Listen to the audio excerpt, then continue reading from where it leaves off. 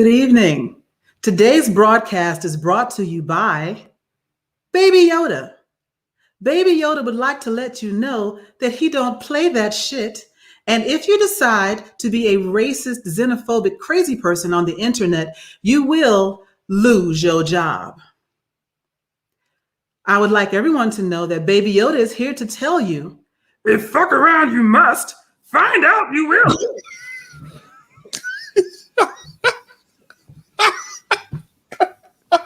Oh, Grogu, didn't you know that this was a family program? Welcome, everyone, to Steel Sharpens Steel. I am Tom Cunningham, and with me, as in each and every week, we have Joy Stevens. Hello, everyone. Sharon Letman Hicks. Good evening. And Chuckles Hobbs. Good evening, everyone. So, this has been an interesting week. As promised, we said that impeachment was going to be the word of the day, and indeed, there was a whole lot of impeachment stuff going on. But we would like to open up the show with a spotlight piece on a little piece of good news. And to take that, we have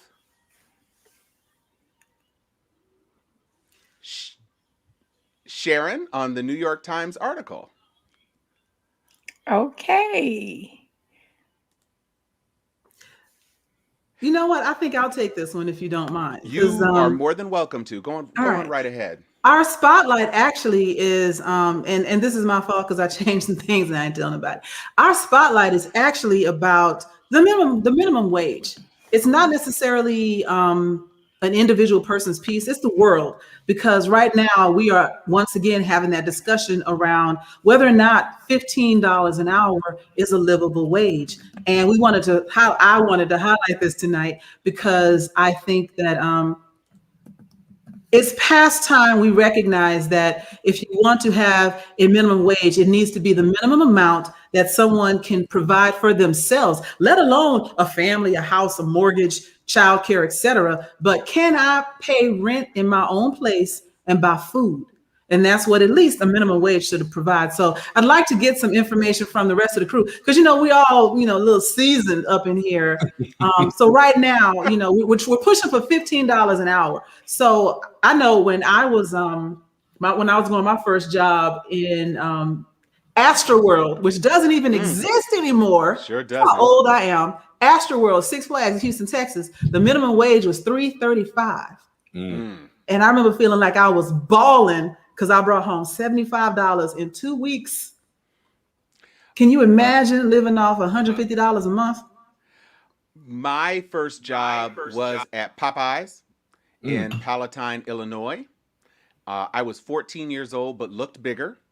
And so I got a work permit to let me work at the age of 14. And my first wage was $4.15 an hour. Nice. At the Popeyes, to dip my hand in hot boiling grease and ladle on 10,000 calories of fake butter product on them biscuits. We butter those biscuits 4 times, just in case you wonder why they're so delicious. That's why they was good. 4 times. Wow. Yeah. And then my mom would buy them and put more butter on them when she got home. Butter like everybody got the beaters. Yeah. Yeah. Exactly.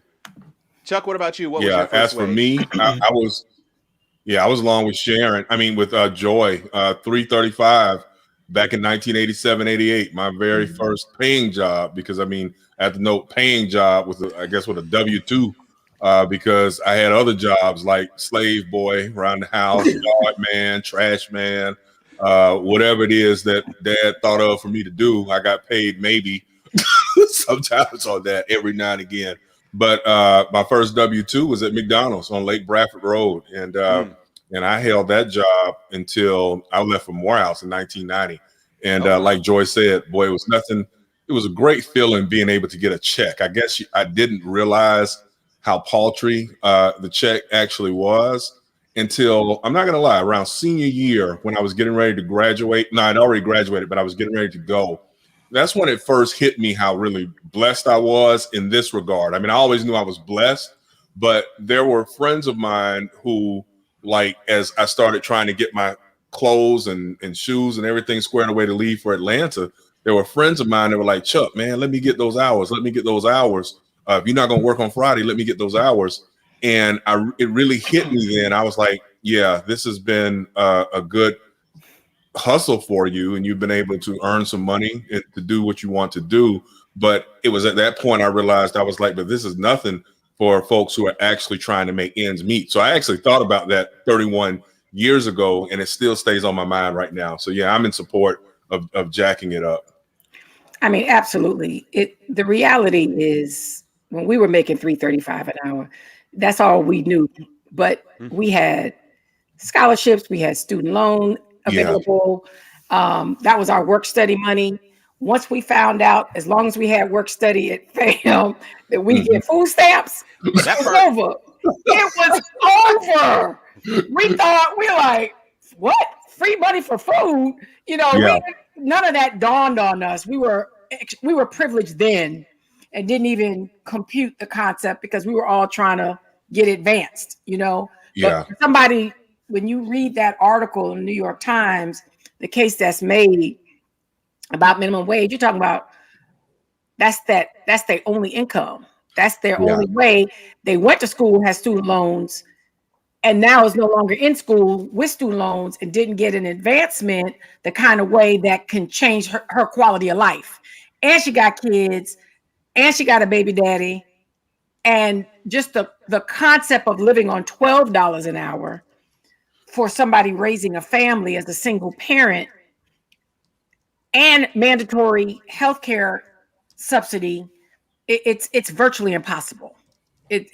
You know, and the need to then work 2, 3, 4 jobs instead of having a compounded opportunity. You know, yes, small businesses are up in arms. I'm a small business owner. I've never paid anybody less than $15 an hour. So for me, it's more of what are your priorities? What kind of quality establishment? And if it has to be passed on to the customer, then, you know, that's the cost of doing business if you're in the service industry. But I understand the struggle. I've seen small business people raise the issue in a very minority voice because Florida passed it this year, this past cycle, which is a surprise, but ballot initiatives are the way of Florida. That's the only way to get anything done because we were Floridians making $3.35 an hour well into the 90s. And by the time you got a $5 job, you were like, shit, I done came up, you know? So well, Chuck, I want to give you kudos for being Tallahassee's own Calvin and going off to that McDonald's every day for 3 years, stealing other people's hours just so that you could look fly when you went down to Morehouse. You go ahead, brother. That's what you needed to do to make them ends meet. Man, I ain't gonna lie. I had to get that polo fund going, polo and the Nautica and get those Nikes tightened up, man, so that I could make it do what it do on campus. So I'm right there with you. But it was a trip, man. And it was, you know, it's funny that we all started off like that because the cool part about it was I had a lot of friends that worked with me at McDonald's, like the boys. And so like we be in there tripping, you know, having a good time. I learned early on, Tom, I heard you talking about reaching into grease. I learned early on that I preferred cooking than actually taking orders because, you know, people, I want a happy, and I'm sitting there like, dude, like order for your kid. I don't have 20 minutes to sit here and hear your toddler trying to order from the menu. I was like, no, just put me back on the grill, and go from there, you know. Yeah, people act like it's Cheesecake Factory. It's Popeyes. You got chicken, right? Biscuits, chicken strips, red beans and rice. And do you know it's that the same Popeyes stuff every week? You know the menu. They've taken away the green beans. And the Cajun rice, they don't even have that anymore. Because wasn't nobody ordering that. You know you wanted them red beans and rice. I don't know why they put the rest of it on. That is true, but I'm just saying. Interestingly that's crazy. enough, the chairman but I'm still tripping on Joy telling us that they fry turkeys. Yes, Bob. Just for Thanksgiving and Christmas.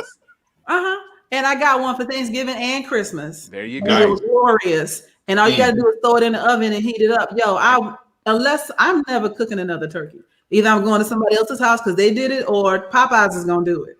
And thank you, Popeyes, for this. It is a good You're turkey. welcome for this free advertising. True that. Well, the chairman of the the chairperson of the Progressive Caucus raised the point that this 5-year rollout of the $15 federal minimum wage is, in fact, a way to revitalize the economy, because people who are in those minimum wage jobs recycle their dollars right into the small businesses in their communities. Where do you think the patrons of these mom and pops, they aren't coming from the suburbs to go to the bodega. It's them people in those communities that are recycling those dollars. And so if you're looking to support small business, you may say, oh, but the small business people can't afford to pay their people. But the other people in the community that have larger and higher wages are going to come spend to you. And if they're spending to you, then you can pay your people a little bit more so that everybody can live and everybody can come up together. So this is a good spotlight. Thank you, Chuck, for suggesting it. And thank you, Joy, for leading it off. It is time for us to hit some headlines. This week, up top, we have another investigation. Even though impeachment is the main topic of conversation on the Hill, Georgia has opened up its own investigation into the meddling into their election. There are recordings of Donald Trump talking to Raffensperger, and finally, surprisingly, in an all-Republican dominated state like Georgia at the state level, they have officially opened an investigation into his meddling. So even if Trump is able to squeak out of his Senate trial, it looks like his troubles in the legal community are just beginning. Who would like to weigh in next on this Georgia election trouble? I'd take it. You know,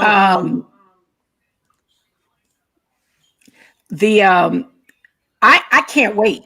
I just feel like they got an axe to grind. I just feel like they may be the lone state, the lone administration, the lone community that can get something done. I mean, we all see the writing on the wall where this impeachment hearing is going, and all the evidence can't be more clear, but there's always this loophole. It's very little loophole in the Georgia situation.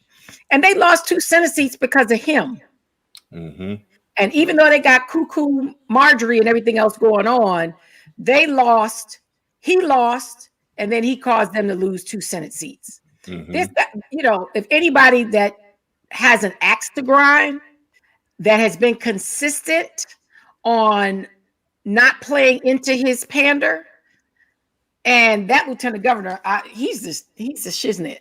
Yeah, I know he's Republican, but he is trying to bring decency back, at least the civil discourse.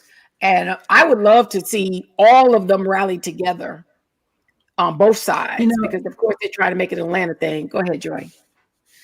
I didn't mean to cut you off. But, it's actually a good example. It's a microcosm of the state of Georgia. We are, because I live here in Atlanta, in the A, and we are a very much dark purple state. And we've been that way for a long time. And I believe this election cycle and the screwery that has happened around it has allowed people to say, you know what, I'm not doing this. Like, you remember last week it was a comedy clip, but I played the clip from the guy that lived in North Georgia. He's like, aren't y'all ashamed? Aren't you ashamed of what's happening? I don't want to have nothing to do with this. I'm tired of being embarrassed by my own people and folks that have my country accent.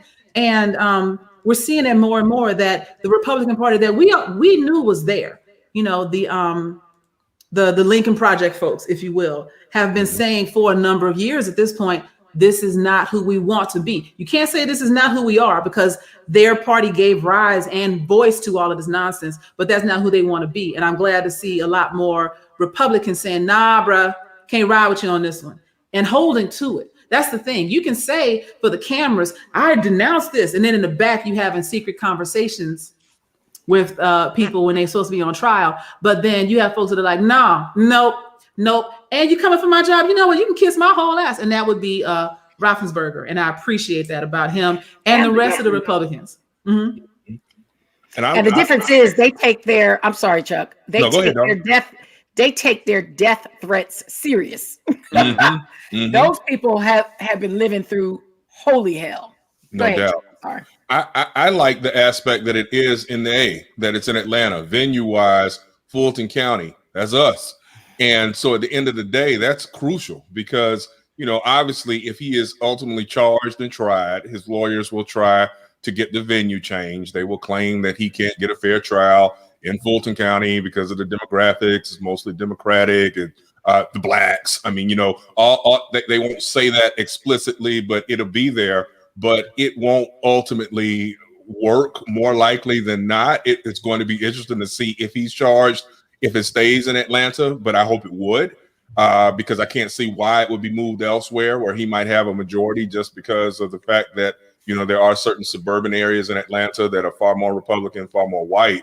But the irony of that will be so rich to me if he is ultimately charged in Fulton County and has to stand trial in Fulton County. That will be must-see TV when the time comes, because, again, it's us. It's like almost the reverse OJ thing, so to speak, like not going to Simi Valley, keeping it right where it needs to be. Once they put those officers who, no, I'm thinking wrong case. I said OJ. I'm thinking Rodney King. When they moved that to Simi Valley back in 91, 92, it was a wrap. There was no way those officers were going to be convicted. Tom, that's out your way now. But if they had kept that thing down in LA County, there never would have been an LA riot because more likely than not, those 4 officers would have been convicted as charged. So it's going to be interesting to see what jumps off. Well, it's difficult for me to imagine how you could request a change of venue when the crime occurred there. He called the man at his office. Yeah. He didn't call the man. He didn't say this while he was in Mar-a-Lago or when he was vacationing in Savannah or anywhere else. The crime occurred in Atlanta. And if the crime occurred there, then that's where you need to have it. Right. That's your fault. You knew where you were calling that man. You thought you were going to be able to get away with it. So I'm sorry, bruh. I want this case to take place. And, we have all commented on how nice it has been to not have Trump on Twitter. And that certainly has been a pleasure. But it occurs to me that because he has been so silent on Twitter, there's been a little less of that pressure. He hasn't been able to press these GOP officials in the way that he had grown accustomed to doing it. And so with this next trial coming up, even as the House managers made their case in their own incitement situation, this is really coming to a head. It's not just a joke. And that's before New York comes online. Oh.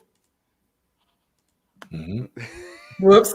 I was just about to say Trump got woes in different area codes because all over looking for him. 44312. Right. NYC is like, when you coming home? She waiting at him like your mama at the door when you break curfew, and she's sitting there looking at you when you come to the door. That's how the AD is looking for him in New York, and I'm looking for it.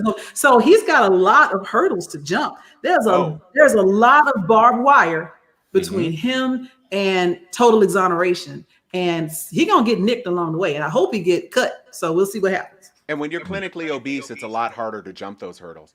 I feel Sharon, up next, me too, in Joy. our next headline. Well, not me too, me. Right. Well, I mean, we have Sharon Letman with an article about the Oath Keepers. Sharon? Yes, thanks, Tom. Crazy gets crazier. And it's just real that these militia groups, paramilitary groups, are really being identified by the Justice Department. We have Jessica Watkins, the latest nut job that they are parading as part of the Oath Keepers that's focused on, we didn't make a move until Trump told us to make a move. So it's interesting how these parallels, of course, the media is exasperating them because they're trying to feed into the impeachment. But these people had plans. I mean, they were talking about bringing weapons in by boat. When you really think about the level of conspiracy and the level of planning that these desperate groups were on the ground doing, this man, Thomas Caldwell, a Virginia man, was charged with conspiracy and alleged to have helped to organize Oath Keeper and other extremist group rioters. And he had an elaborate plan. But my issue is the amount of planning that went into this insurrection. because they were all waiting on Trump's lead and all of the different calls to action, calls to arms. What really, especially coming off of this Georgia conversation, what really depresses me is just what a bunch of weasels the members of Congress are. It is just so unacceptable for these people to be rolling over. It makes you not only believe that he has something on them, but that they were part of this. I don't believe that all of them don't think this is a farce. I think some of them are down with it. I think he has papers on so many people, or we elected a whole bunch of crazies that I hope the people of Georgia rise up and unseat some of these clowns in their own state. Even though they're not the biggest problem, I'm more concerned with what does America look like 4 years from now? And how do we set aside all these groups, Oath Keepers, Proud Boys, all these entities? How do we set them aside or just hear them out and allow them to roll because they're going to jail? I'm wondering how many have to go to jail before they rise up against Trump. That's what I'm more hopeful for. How many of y'all are going to rise up against Trump? The fact that he didn't pardon any of you, the fact that his attorneys, his defense team is throwing y'all under the bus, harshly. Who's going to stand up in that crew to say, wait a minute, what'd you say about us? Mm-hmm. Mm-hmm. Mm-hmm. I think it's very interesting. One of the most that's real talk, Sharon. That has been the consistent. Go ahead, Chuck. Go ahead, Tom. That has been one of the consistent themes of the Trump defense, if you want to call it that, this week is we're going to blame it on those wayward Americans, like Beavis and Butthead used to say. It was other kids or something. That's exactly what they're doing. Making it so that Trump doesn't have any responsibility. But there's something that I would like for us to consider that I'm reading a lot on the more rational conservative sites like National Review and some others, not your Newsmaxes and stuff. But there are some people who are of the opinion that as this GOP civil war continues, that perhaps the Trump bloc isn't as strong. And by bloc, I mean the Trump Republican voters, the great unwashed, so to speak, aren't as powerful as folks think. Again, I'm just a messenger. I don't know whether that's true or not, but I kind of think that there could be a little bit of truth to that, in that you're starting to see some of the people whose mouths were firmly affixed to his backside over the last 4 years, and I'm talking about Nikki Haley out of South Carolina, you start to realize that now they're getting a little more buck. Not a lot, but slowly but surely, Mitch McConnell started getting buck. Now Nikki Haley is starting to get buck. And it's one of those things where I think they are reading the tea leaves, which is we don't necessarily have to continue to pucker up, because we might be able to get this ship back where we want it to be without worrying about all of these rabid fans of his. So that bears watching. I think it's chickens coming home to roost. As a matter of fact, they've had this mob mentality for so long, and they've had this bandwagon, process. Like one person says it, it gains a little steam, another person says it, and then they all just sweep along with the wave. And now that wave is crashing back on them. And so all it takes is one or two more to say, you know what, I'm not doing this no more, and not be vilified for it. Because at first there was this fear, Trump's base is going to get you. And, so they were afraid to say anything. They're afraid because Trump was still in power. He may have been reelected, but now that he's out, and they're getting a little bit of they getting feeling their own little can't you feel a brand new day up in here. And I think you're going to see a turning in there of, no, we're not doing this. I'm not doing this. He's not doing. You know what? Everybody, let's denounce him. That's wishful thinking. But I do think on some level you'll start to see that happen. And the more we can get to do it, the more we can hopefully return to civility with progress. I don't want to go back. I don't want to go back to 2010. I want to go forward to 2022. Like I want to see civil discourse and social progress. Let's have some net positive out of all of this. Right. Yeah. All right. That brings us to our next piece, which is unfortunately related to COVID, and that is that Representative Ron Wright became the first sitting member of Congress to die after a coronavirus diagnosis. Now, he is not the first member of Congress. There was somebody who had been elected and died before he was seated, but this is the second member of the COVID is just a flu GOP party to succumb. Now, he did have a lot of underlying conditions, but it did, for me, change the calculus and the stakes, as we have been sitting in a situation where the COVID crisis is only getting more acute, only becoming more dangerous, and we are seeing these mutations of the virus. We're seeing that there's new information on how the efficacy of some of the vaccines is coming into question, even as more and more companies are trying to get their vaccines approved.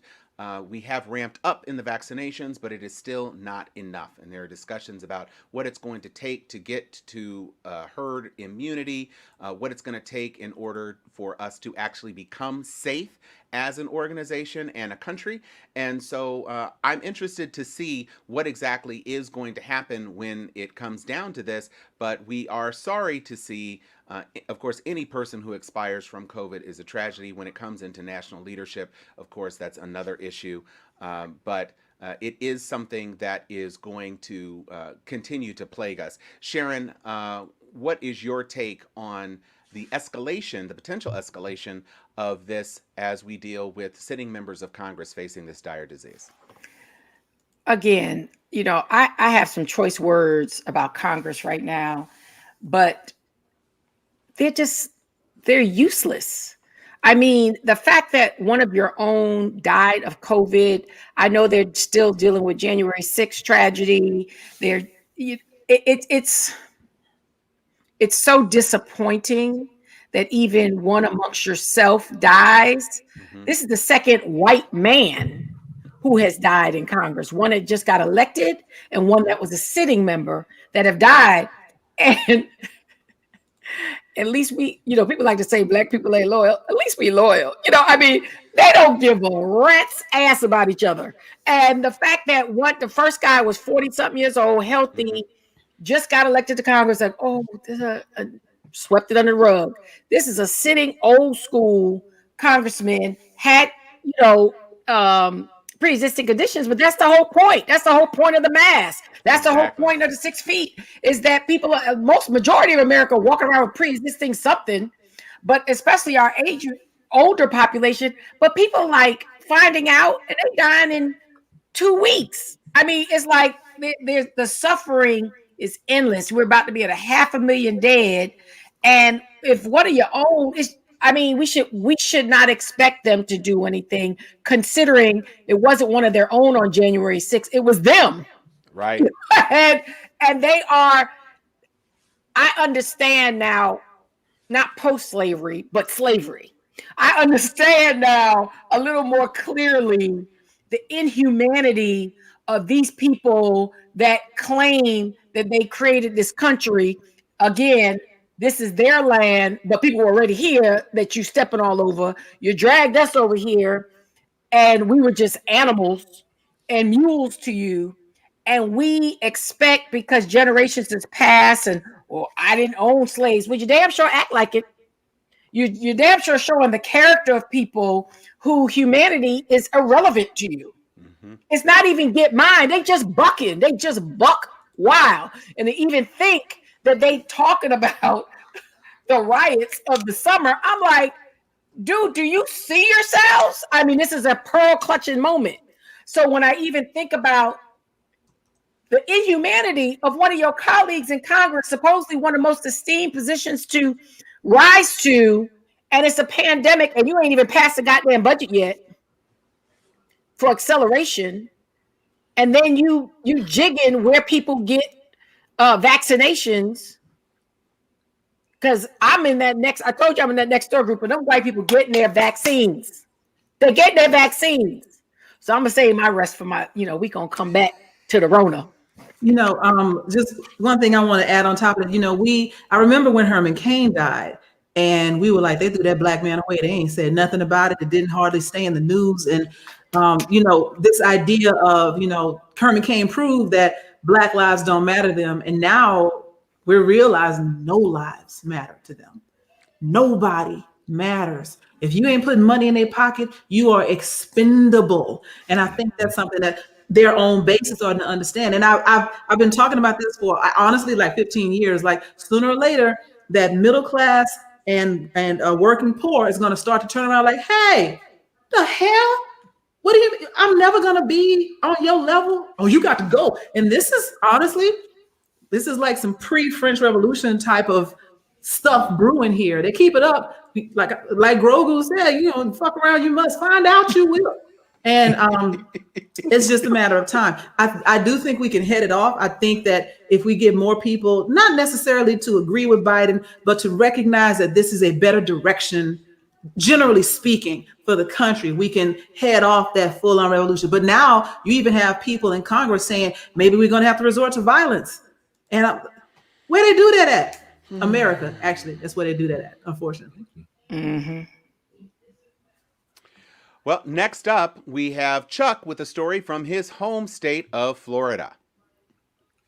Yeah, Ron DeSantis is a trip. Every time I try to be reasonable with him, and when I say with him, not that I have had direct contact with him, but when I try to be objective, something comes along where I realize, okay, we just got to get to 2022 as fast as we can. And I know some people will say, well, Chuck, you're being somewhat of a partisan hack because I was so much Team Gillum in the last race. And yeah, and I was, and what have you. I was not a Ron DeSantis supporter. I know that he has appointed some people in some places that I thought were solid appointments. Tom and I have a frat brother and a very dear friend of mine named John Davis, who is the secretary of the Florida Lottery, former football star at FSU, who is doing some wonderful things. He's appointed, several black judges. Actually, he's done better in the last 2 years on the black judges piece than his predecessor, Rick Scott, did probably in the entirety, and not just step and fetch it black judges either. Not the ones that I have met. The ones that I have met are solid, smart, conscious individuals, not just whatever you say, Massa, Ron type of judges, not at all. And so, on one hand, I'm like, okay, I can respect that. Jamal Sowell, another frat brother of ours, Tom, who runs Enterprise Florida. He's made some good selections on some stuff, but then he does crap like this, where the whole wannabe Trump aspect, the whole doubling down on ignorance. He has been an anti-science type of guy during this pandemic. He has been a guy who was more focused on trying to open the state up for business. He boasts about that Florida didn't close up like everybody else, as if we deserve a medal when we've got people sick and dying on a day-to-day basis. It's frustrating. And so to see what we saw at the Super Bowl last week, one of the funniest memes I saw was with the coronavirus checking in, talking about first time at a Super Bowl. I'm excited meme. I don't know if y'all saw that. When we saw it, we all were disgusted last week, seeing people out there frolicking as if they did not have a care in the world. But you can chalk that up sometimes to, okay, people are going to be ignorant, right? But when it's your governor who is being ignorant, when I saw some of the shots last week from the boxes, I think there was one shot I saw when I was watching. I only watched about maybe 5-10 minutes of it. First Super Bowl I've watched 5 or 10 minutes of since Colin Kaepernick got axed. But I wanted to see for myself, how is this going to play out? What are they going to do down here in Tampa? And at the end of the day, the commissioner was in the box with Sierra and Russell Wilson and what have you. They were all masked up. And then here comes the picture of Ron DeSantis, no mask, beer in front of him, boasting like, hey, I'm just one of the guys. And, it's very frustrating to think that we have a titular head of Florida who is doubling down on the ignorance. And by doing so, how can we even use a bully pulpit with the rank and file when they just point to the governor and say, well, he isn't wearing a mask, so I'm not either. So it's very frustrating to me. I want to speak to one of the other things that it seems as if the Republican Party is good at is making false equivalencies. And, for them to compare and say, well, why are y'all getting on us not wearing a mask during the Super Bowl when they weren't wearing masks when they were protesting last summer? First of all, yes, they were. A good number of people who went out to protest were protecting themselves. It may have been 50-50 or 60-40, but you did see a lot of people wearing masks trying to be protected as they exercise their right to social protest without threatening to murder anybody. But then you have people saying, well, we just want to sit here and drink a beer and be all up on each other. That's the same thing. No, it's not, because you're adamantly not wearing a mask. And Ralph, who decides to go out and protest, is not a state leader. Right. Nobody's really looking at him as their touchstone. This is what I should do because my leader said I should do it. But you are here as the governor of 1/50th of the states of the United States. And you're out here like, so what? I didn't wear a mask because I'm drinking beer. I'm hanging with my friends. This is what I do. How are we supposed to tell other people who may be at risk or not? Because clearly it doesn't matter anymore if you are in a at-risk demographic or not. The Rona will get you if it wants to get you. How do you convince someone to exercise caution when the person that should be telling them that is like, no, you don't have to do all that. It's a hoax. It's not that serious. But I bet you he gets that vaccine if he hadn't already gotten it. Right. Oh, come on. Right. I know Sharon wants to weigh in. There you go. Go ahead. No, it's almost like lost air talking about him. He had an opportunity to be the moderate centrist governor. He started out like he wanted to be, but it's something in the Kool-Aid. It's some mandate to be a Trump, a mini Trump, to be ignorant, to just be a clown. It's I don't understand. Florida is not a complex state. The good old boy's been running this thing for 20 years. Yes, there's a playbook. So every time you step out and you feel like you got to take on the media, all out of whack, it's nonsensical. It's nonsensical. Rick Scott, who has definitely shown me that he's a cowboy with spurs on his boots. They hate each other. And Ron DeSantis, had a desire to distinguish himself from Rick Scott. He is it's like this 40-something arrogant, privileged boarding school. And I know he came from he want to be one of them. Mm-hmm. And the need to just be a caricature instead of being a state executive is just, it's hard to fathom. Again, y'all gonna really cause me to have PTSD. Hard to fathom that our country is this out of control. That the level, like, where's your home training people? Where your people? Who your people? Mm-hmm. It's just the level of inhumane lack of respectability. Can we have a little respectability politics? Damn. Just the nastiness, just the lack of civility it's too over the top. It's too over the top. What's interesting is this, again, history repeats itself. We've had presidential elections, state elections, etc., hearkening back to the 17 and 1800s, where, you having duels, folks shooting each other in the streets. And these are our elected officials, Aaron Burr. So, we have, this is not new to the United States. Everybody keeps saying, this is not who we are. Ain't it though? Yeah. I feel like it is. I feel like we do this. Like, yes, as an African-American, I can say, my folks, we don't be doing it. We might steal your hubcaps.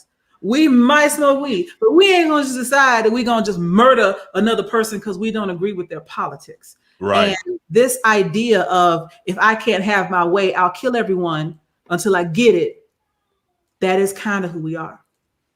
Yeah. And to follow up, Joy, with what you just said and what Sharon said also, one of the interesting things about it is, and I have said this time and again, and I'm going to say it one more time, Ron DeSantis and those who are doubling down on ignorance, clearly they are intelligent human beings. Ron went to Harvard and Yale.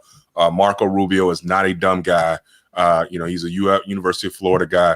These are intelligent people who know better, but oddly enough, they have become so attracted to the carnival show aspect of what just transpired over the last 4 years. But they keep forgetting that they're missing one big thing. This country, and these are whites and blacks, and I'm going to throw it back on us here in a minute. A lot of people in this country love celebrities, okay? And whether Donald Trump wasn't as rich as he thought he was, he has still been a celebrity for almost the entirety of our lives. And there are a lot of white people and even quite a few blacks who have jocked him for decades. I mean, I can't think of how many rap songs people, some of these rap artists from our era, like, yeah, I'm rich like Donald Trump, X, Y, and Z. You know, DeSantis and those won't have that pull. They aren't going to have rallies with 75,000 screaming people who remembered watching The Apprentice and think this guy is a billionaire and they want to be breathing the same air as the billionaire. They're not going to have that. And so that's what's mind-boggling to me, which is your best chance is with regards to trying to tack to the center or pull independent voters who were dismayed with Donald Trump over the last few years and did not vote for him in 2020 like they might have in 2016, as opposed to trying to audition for the idiotic end of the Republican Party. It's mind-boggling to me, but that's where they are right now. You know, it's kind of like, I'm going to use a drawn out analogy. It's going to be stupid. Stick with me. You know, you have that one dude in high school and everybody think he's cute. So he can tell like a stupid joke and people kiki because he's cute. And then he might say something silly in class and people are like, ha, ha, ha. And then here comes like the dude with pimples in his face and, you know, a bowl haircut. And he's like telling the same jokes, making the same things. People are like, dude, get out of here. Anybody listening to you, man? You know, so it doesn't work the same if you don't have that same general attraction. And as much as it makes my skin crawl now to say this, at one point, Donald Trump was a sex symbol. I'm sorry for laughing. So, you know, it was there. And Ted Cruz ain't pulling that. DeSantis ain't pulling that. And, you know, even though he is now a crusty old dude with like a sphincter for a mouth, people still remember him being a sex symbol. And they voted for that memory. In addition to he's crazy. He says what he wants to say. So if you want to say crazy things and, you know, say I'm going to keep it real or whatever, but you don't have that innate, you know, sexual prowess, whatever you want to call it, that he had in the 80s and the 90s. None of them have that background to make people pull in. So for the rest of them, it's like, get out of here. Anybody listen to you? When Trump is gone, like for good, they're not going to be able to hold his base together. His base is going to scatter like the concert, like it's 2:00 at the club. They out and they're not here for the rest of this, and nobody's going to be able to bring him back. And so at that point, following in his footsteps is just going to make them look crazy. Right. I mean, I'm not going to speak for the two women on the panel, but it is absolutely unbelievable to me to hear the words sex symbol and Trump in the same sentence. Wallet symbol? Like, I could believe wallet symbol. I could believe this dude has money. Like, Sumner Redstone was marrying younger women too, but that's just because he was a for real billionaire who owned CBS. Yeah. Trump, to me, like, I get why he got the wives he got, but sex symbol? Like, I'm sorry. That's just a little incongruent to me. I can't. But if you all are ready to move on, I am definitely ready to move on, because talking about these people has made my head hurt. And it is time to pay homage to yet another icon that we have lost in 2021. And that is the lovely, incomparable Mary Wilson of Supremes fame, who left us this week. We talked last week about an icon, Cicely Tyson, whose cinematic presence in both television and film was inspiring. But Mary Wilson and the Supremes brought this notion of Black beauty and grace and elegance to the music scene in a way that we had not seen. And it really did transform. I mean, they were a part of the big Motown sound and all of that, and Berry Gordy and his genius in crafting these groups. But the Supremes really were the thing. They were the Supremes. And 16 number one hits and all this other stuff. And she was a founding member of the Supremes. And I was sorry to see her go. She was able to maintain her career and her presence nobody obviously did quite as well as Diana Ross post the group, but she was still an iconic woman, a beautiful woman, Yeah. and a person who deserves our respect and honor. So to Mary Wilson, we say, you are a wonderful, wonderful artist, a talent, and a performer whose legend is going to live on throughout the ages. One other thing I want to add around that is I remember reading an article recently, like as talking about one of the last interviews she did, and she talked about just having this dream when she was young and wanting to be a singer. And she grabbed her friend Diana and two more women, and they made up whatever the original name of the Supremes was. I forget that part. But then they narrowed it down to 3, and they became the Supremes. And look what happened. And she said that she never thought that just following her passion would turn out like that. And I'm also a life coach and a career coach, and I tell people all the time, if you really love something, you will put your all into it. You will leave it all on the stage, all on the line, all on the field, all in the boardroom, wherever it is. You'll give it your all, and then you will see that success come. So she is also a great example of letting your passion provide for you. If you give it your all, if you really are dedicated to it. So hats off to her for being an icon, a legend, and an example. Amen. Yeah, I don't know about the rest of you all. This is the last thing that I will say about it. But when Dreamgirls first came out, I literally thought Dreamgirls was about the Supremes. And, It wasn't. well, I know it wasn't. Yes, it was drawn from their story, clearly. But I literally thought that all they did was change the names and that was the story of the Supremes. And so my Playmaker sister, Anika Nani Rose, played Laurel in the movie, and Laurel is the counterpart to Mary, because Jennifer Hudson was the Florence Ballard and Laurel was kind of the Mary, and then obviously Beyonce was the Diana character. And when I finally saw the show on stage, and I was like, when did they change from the Dreams to the Supremes?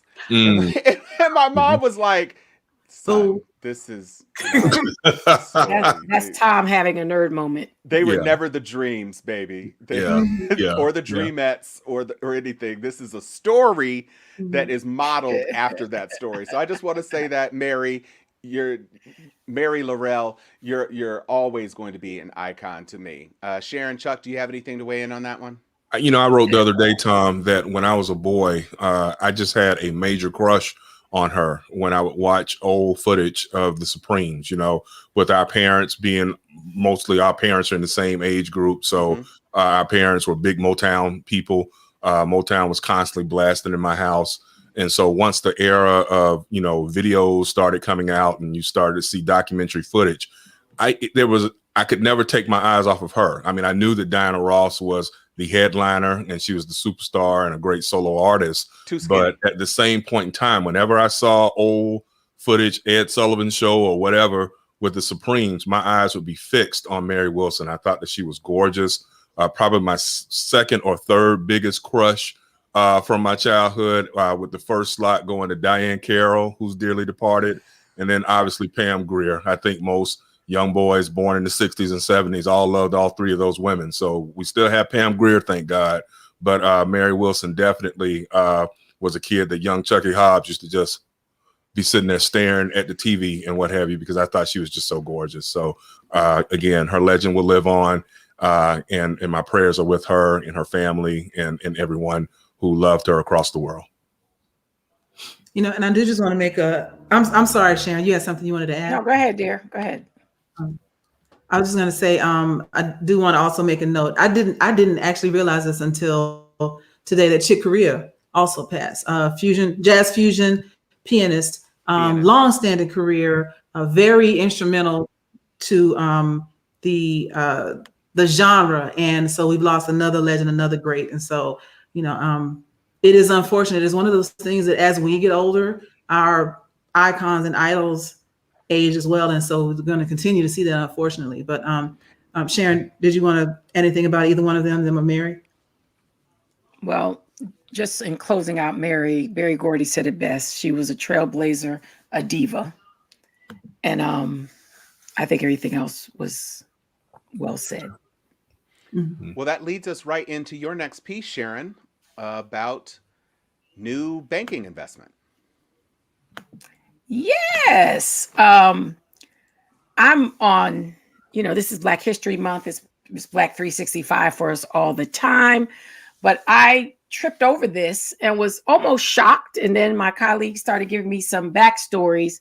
I've always had issues with Wells Fargo. And even though they possess almost 95% of my livelihood and everything I invest.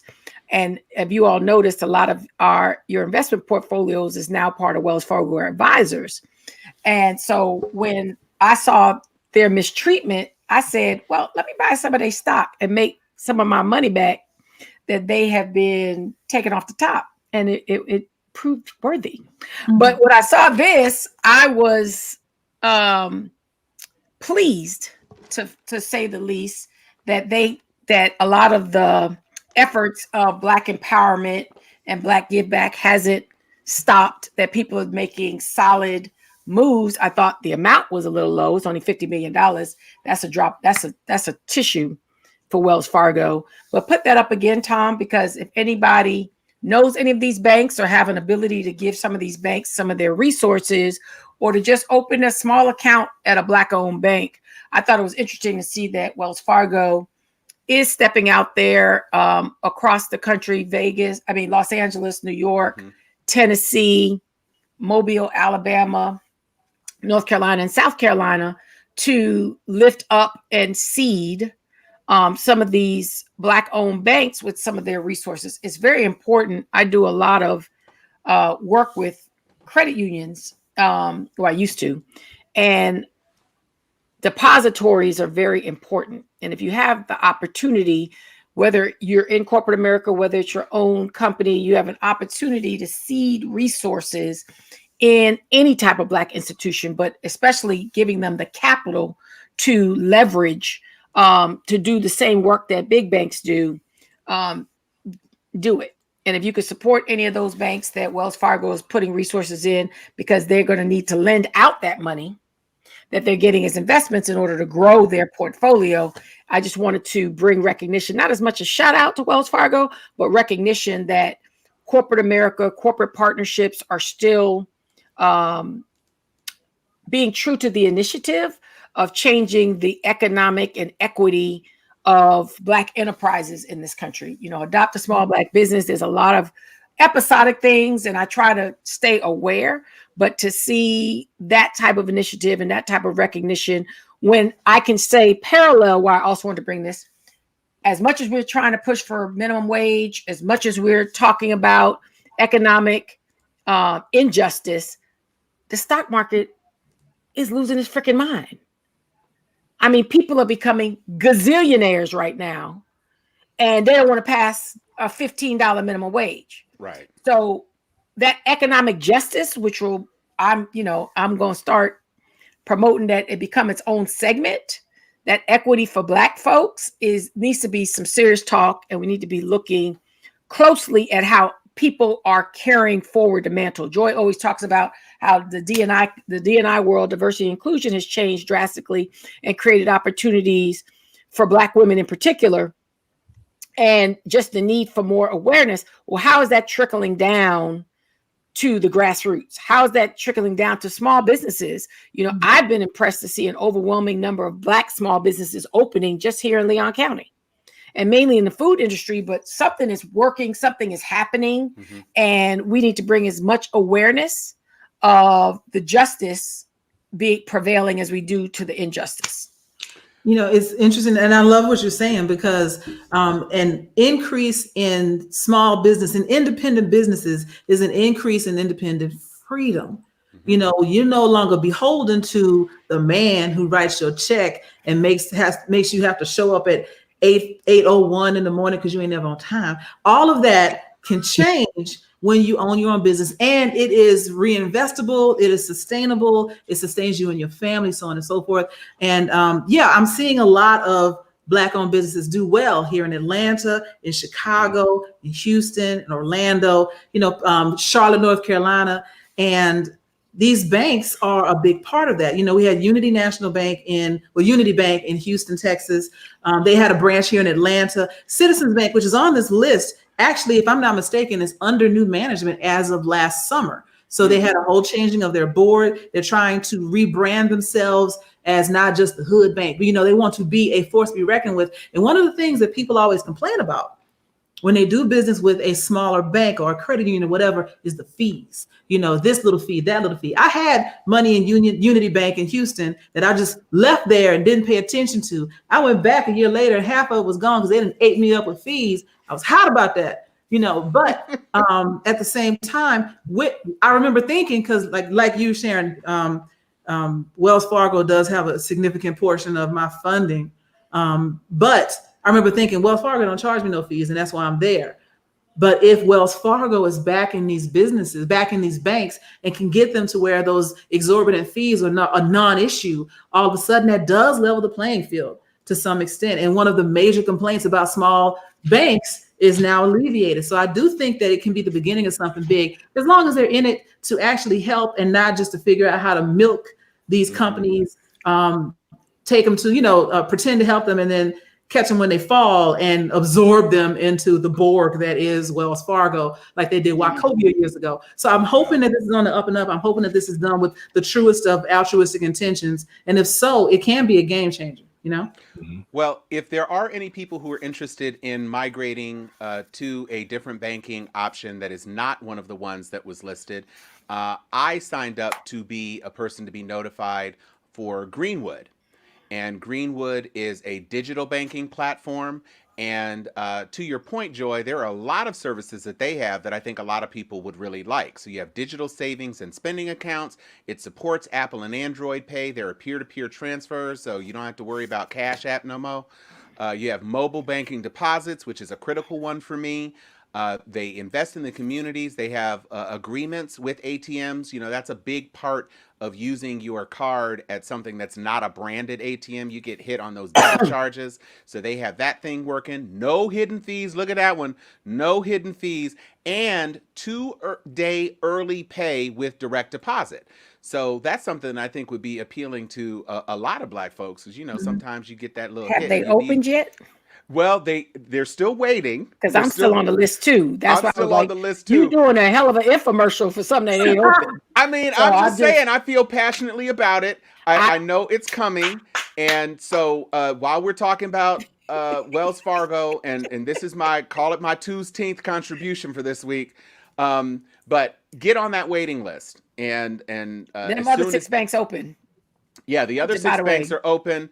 Broadway Federal, though, this is one of the things that I have to say. Some of these banks do not have apps. If you don't have an app, it's real tough for me to get down with you because that's right. Thank you, Ravine Morgan Seaton. Killer Mike's involved. If that helps to tip you in that direction, go on ahead and sign up at greenwood.com right now so that you can be notified. Yeah, everybody get on the list so that they know they're going to have some deposits. I am going to be sending money to Greenwood as soon as I can. So that takes us to our next segment. And Joy, have fun with this one because you about the onlyest one because I ain't here for it. So our next segment up, every week we have a little bit of something. Actually, you know what? We got one more thing that I want to talk about. And I'm not putting her picture up because I don't like her like that. Oh, thank you. That's why I said I'm not here for it, but I grabbed it just in case. Okay. Yeah. So, you know what? Put up one more time. Okay. Now everybody throw a tomato at your screen. Get a tomato, a cherry, a snake, some wet toilet paper. Throw it at the screen. Okay, take it off. Ugh. Yeah. Okay. Now we got that out of our system. Candace, your cousin, talking about she's about to run for president. Lies. Ma'am, there are folding chairs all around you. Have a seat. How dare you? I mean, I feel like maybe she might come for me. I don't know if she'll ever see this. I don't care if she does, because I'm not a political person. I'm not running for any office. I have no other reason for saying this other than to go, ugh, because here's the thing. you don't have the backing, you won't get the support from the Republican Party that you think you will. They've been using you this entire time, and you've been using them. And we all have the receipts on the fact that most of your conservative views were generated for likes, for clicks, for money. You flip with the wind, whichever way you think it's going to go. That we already took you off the list for the cookout. So don't look at us for Nathan, not Nan. All right. But then I'll send you some raisins for your potato salad. Ugh. And you ain't even getting raisins, right? You getting poppy seeds or something stupid, like worse than raisins. Poppy seeds. So on top of that, don't look for your Republican Party to have your back either, because they're done with you. Yeah. They've used you up, and now they're gonna put you on the shelf. Like I've said on this show before, they ain't even gonna leave you no money on the nightstand. They done. Throw you a towel, clean yourself up, go and get out. And so, yes, I said it. I'm looking at Tom's face. Yes, and so here's my thing. No, baby, I really do. And because this last piece is gonna be altruistic. Candace, baby, listen. Do yourself a favor and sit this one out. I don't mind if you want to go and do your own talk show, you want to have your own web series, you want to get on Peacock, whatever you want to do, that's cool. Running for public office, ma'am, no. I'm trying to help you. I don't even like you, but my mama raised a good Christian, so I'm trying to help you. Stop. Full stop. Thank you. All right. I'm not going to be that nice, because if you go bankrupt trying to run for president, I'm here for it. I will put $5 on it so that you think it's some black people supporting you, to watch you spiral into an abyss and come out it with your baby on your hip, divorced from your husband, stumbling through the streets. Your mama can take care of that baby. But you need to be done, miss. I don't even care. And, I don't even want you to have edges left. You going ahead and run for president and have them take every one of your edges and leave them in the streets, because no, do it and be done. Go ahead, Sharon.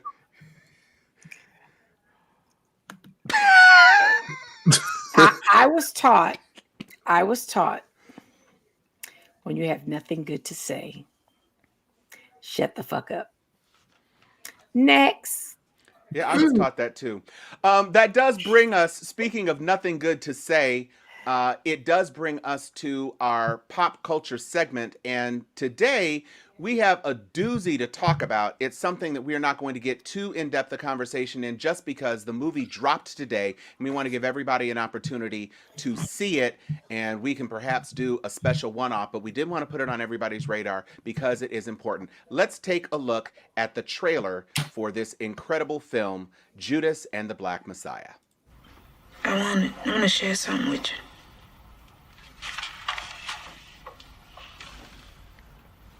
Like the masses, I was in awe when I first laid eyes on all the things you are.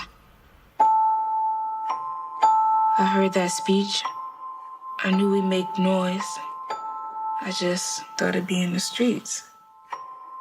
The Black Panthers are the single greatest threat to our national security. Our counterintelligence program must prevent the rise of a Black Messiah. You're looking at 18 months for the stolen car, 5 years for impersonating a federal officer, or you can go home. What do you want? Get close to Hampton.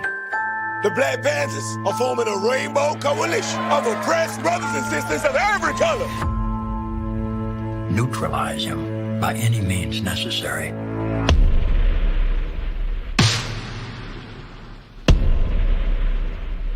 America's on fire right now. And until that fire is extinguished,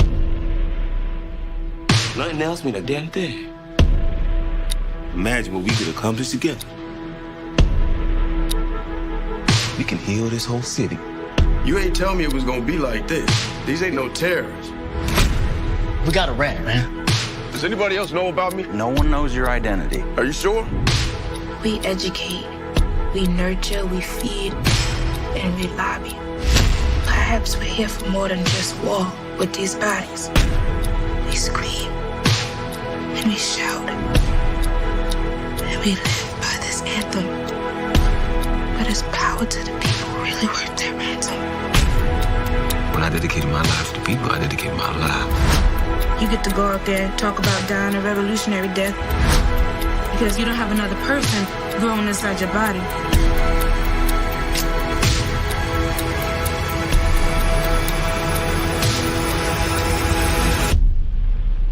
Anywhere there's people, there's power. Judas and the Black Messiah. Rated R. In theaters and streaming exclusively on HBO Max. February 12th.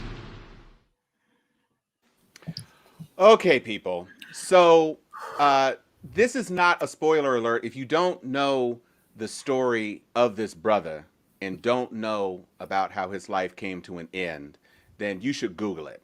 But the trailer does cover basically the arc of this piece of the story. So it should not be a surprise that Fred Hampton was murdered. Okay. And the name of the movie... Say what? It's a casket in the trailer. Well, yeah. And I mean, literally, the name of the movie is Judas and the Black Messiah. And we know what happened to the White Messiah and Judas. So, spoiler alert. But I will say that in watching this movie, and I'm almost done with it, but I have to say, Daniel Kaluuya has officially ended his string of playing cinematic suckers. Yeah. So from Get Out, where he went for the little white girl and almost got his brain sucked out his head, to Queen and Slim, where he ran across the country and ended up. That whole movie was that girl's fault. Okay. I mean, it sure was. True. You're a lawyer, girl. True. You are a lawyer, Queen. I love Dumbass. And then he was even a sucker in Black Panther.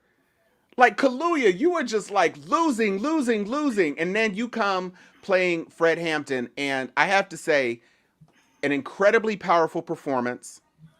And Sharon's going to... end. Huh? His string did not end. Yeah, I mean, it's...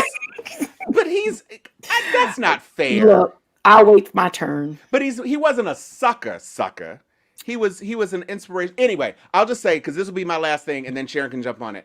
The accent does go a little fuzzy every now and again. Daniel Kaluuya is British.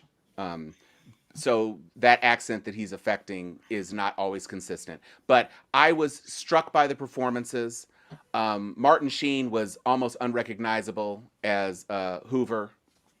That was Martin Sheen, the really pasty old white dude who was walking across the stage. That was Martin Sheen as Hoover. And the pasty doughy boy from the TV show Fargo kind of pissed me off, but that was just me. Go ahead, Sharon. Look, I have seen the whole movie and I'm still digesting it because we are literally living in the middle of that movie. Mm-hmm. And we just don't have shit on our ancestors. We got to step up our game. I saw somebody put that, Paul said that Negro wake up call is coming. I was like, look, I watched it. What was that, Wednesday night? Mm-hmm.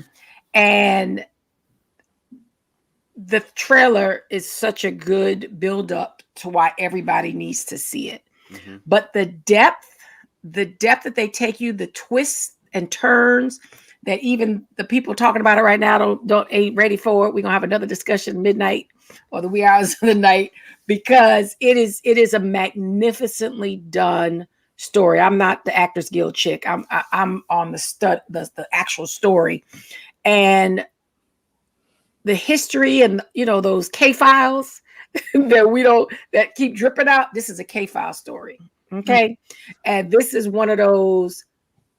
Wow. I mean, Judas is a big word. And from January 6th to this movie, We just got to be careful out there. And the white man is by any means necessary. And no, disclaimer, I'm not talking about all white people, but the devil, the Satans of this country, and those that see us as roadkill, it's real, people. And just be careful, be alert, be on offense while you're on defense, and chart your own path. I mean, honestly, after watching this movie, I'm like, my son is going to stay at his black prep school another year. I'm just not ready for integration. Told y'all, I'll meet y'all in Costa Rica 2022. 2022. Come visit me in Costa Rica. You know, I plan to watch the movie today, but my day got away from me, so I haven't seen it yet. But I did catch an article, opinion piece by your boy Michael Harriot with The Root. I love his writing. If you haven't seen some of his soliloquies that go into a bunch of nonsense just to give you a moral, I love it. But yeah, he's great. He's great. He talked about like Sharon said, we ain't got shit on our ancestors, because we think about what we do now. We think about our activism. We think about Black Lives Matter. We think about, say her name, all these other things that we do, all the hashtags, all the couch, typewriter social justice words that we have. And we think it's so hard. I'm so upset because I went to work and I had to hold my tongue all day. And then you look at someone like Fred, who was doing all this stuff and creating all these programs and inspiring people. And I think it's something else that sometimes some of my younger counterparts have to remind them, no movement that Black people have done in the past has been only Black people. He was pushing for people, right? Not just Black people. We tended to be at the forefront like we are now, but all of the stuff that he was doing was while white people were trying to kill him. And that's what Michael Harriot was talking about. You see all these things he's doing. You see this, like Sharon said, the twists and the turns and everything, and all of the stuff that he's grappling with in his own community while white people are trying to kill him. And it's not just a metaphorical, oh, they want us not to thrive. There's guns outside right now, and so imagine. He was a baby. He was a baby. He was a baby. I always tell people, folks who are in their, 40s, 50s, 60s, whatever, looking at kids in their 30s, and I call them kids, like they haven't lived enough. Yo, you can be 12 if you got something to say it. Never discourage young activism. While they're young enough to not have a lot of regrets and have a whole lot of fearlessness, let them go and get out there, because somebody has got to be on the front lines. And I'm not trying to sacrifice our children. Please don't come at me with that kind of nonsense. But what I'm saying is, let the people who have a voice, have the passion, have the energy, lead the charge and support them and follow them. But also remember that at some points, considering what we saw at the Capitol, white people are still trying to kill them. And so I think, I again haven't seen the movie, but based on what I'm seeing, I think that is something to keep in mind. And I think if you want to watch one thing for Black History Month, this should be it. Honey, watch it. We may need to come back on Sunday and do a debrief. I'm just so excited for the three of y'all to watch it, for us to just talk about it. It's burning in my heart. So people in the chat room, let me know, how long should we wait before we have like a spoiler-filled debrief discussion around this? We don't want to do it too quick. We need to wait till next Friday. That's actually very fair. Yeah. So do you want us to do it next Friday? Do you want us to give it like a few days? Like I'm thinking about, your Game of Thrones, your Scandal. We always waited a week before we said something. So no, I agree. Well, and next Friday, I think the only thing I would say is that he dies. So the twists in the movie, we don't want to give away any particular twists about the Lakeith Stansfield character versus the Daniel Kaluuya character. But I would just encourage everybody to, even if you Google it so that you understand, if you don't understand who this man is, you need to understand who this man is. Last year, I went to an exhibit in one of our museums in Los Angeles, and it was all about African-American artists. And one of the artists created a piece which was a copy of Hampton's door riddled with the bullets that the FBI squad came in and used to destroy his home. And it's just this red door riddled with bullet holes, kind of standing alone as a piece. And so you need to understand who this man is. I think your point, And Joy, about he's not giving away any of the story. right. That's not. He hasn't That's, watched it. I just want no one to think he is not giving away any of the story. It's history. He died, but right. the story That's is not what the story is. It's not about what the story is at all. Right. It's a whole different angle, and it's well worth the watch. Yeah. So just watch it, folks. Chuck, you want to say anything before we move on to the next bit? Yeah, I am about an hour into it. I did not get to finish it, but I was enjoying it. That whole late 60s, early 70s era has always been fascinating to me. The counterintelligence program, shortened to COINTELPRO, very important history that you need to know, like Tom and Sharon and Joy are saying, Google it, or I have a whole bunch of pieces on it on Observation Point, shameless plug. And what have you. But, you know, the thing that has always resonated with me is we talk about Martin Luther King leading the Montgomery bus boycott started in 1955. Then he was executed, murdered, assassinated, whatever you want to call it, in April of 68. He constantly lived with a death threat. Martin Luther King could have been killed at any point in time by the federal government that had already infiltrated the SCLC and was around him. But the interesting thing that ties Martin Luther King's assassination in 68 with Chairman Fred's later assassination in the early 1970s is that, as I think Joy might have said, or Sharon, they both had moved beyond just Black civil rights or Black politics.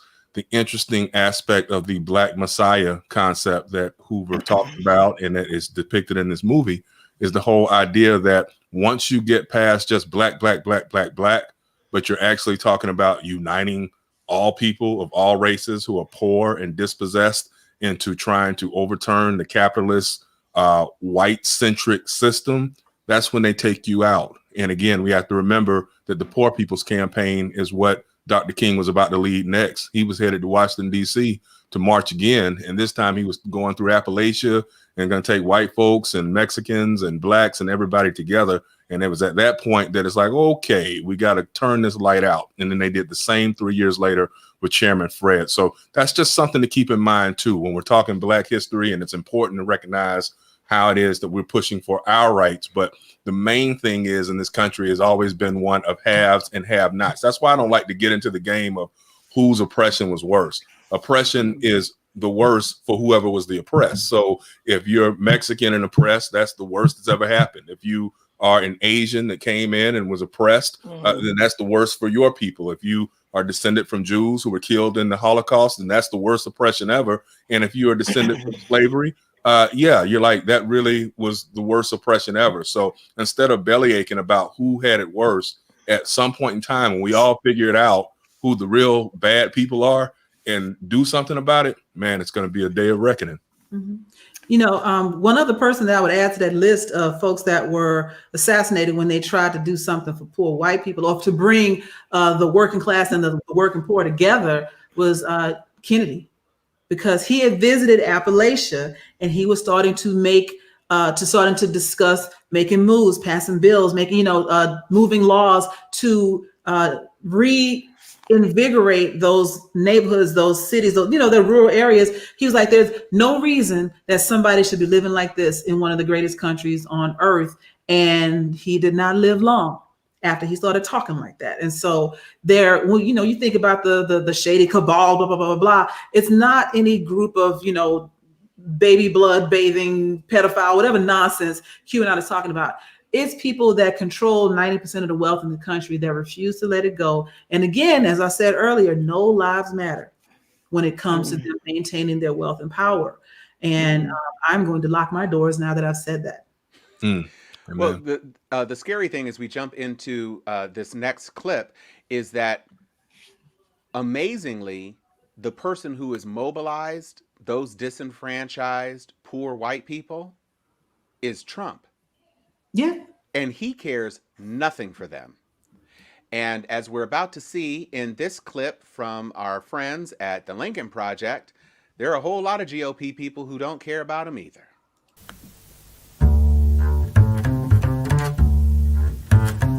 It had never been done before. A plan so crazy it just might work. Stir a bunch of frat boys and Nazi real estate agents into invading the Capitol, overthrow a democracy, and if it fails, pretend it never happened. But it would take one hell of a team to pull it off. Drawn from the fetid swamps across America, they are the Squalid. Kevin McCarthy, the leader. And President Trump won this election, so everyone who's listening, do not be quiet. Do not be silent about this. Mo Brooks, the co-conspirator. Today is the day American patriots start taking down names and kicking ass. Lauren Boebert, logistics.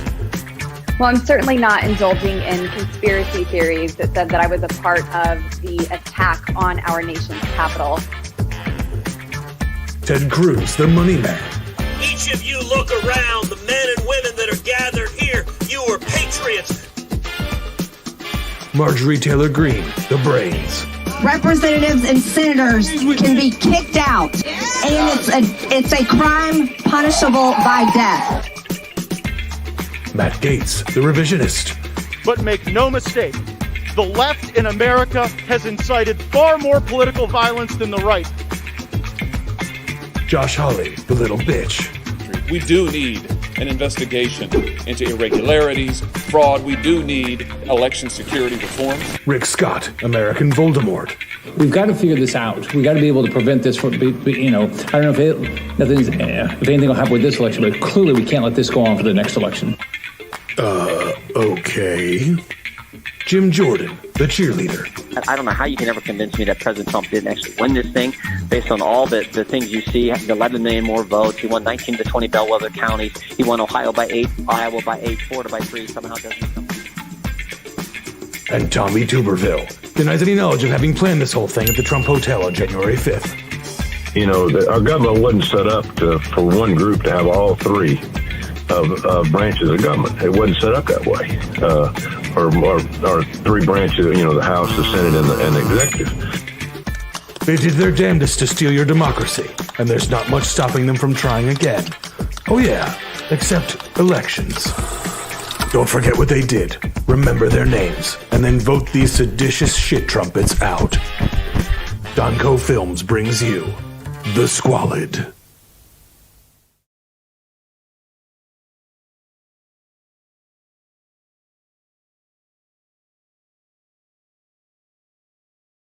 So that's a very apropos moniker for the GOP senators who are sitting in this impeachment trial. We watched 2 amazing days of the presentation by the House leaders who were leading the impeachment.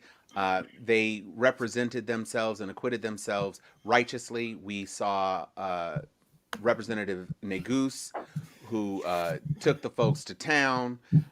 We saw people from all spectrums of the Democratic leadership in the House. I shouldn't say leadership, Democratic representation in the House, who did a magnificent job of pulling together all the threads of the impeachment to make sure that there was a very clear line, not just on January 6th, which I think is where a lot of the GOP was thinking, well, you can't just put this on January 6th. No, bruh.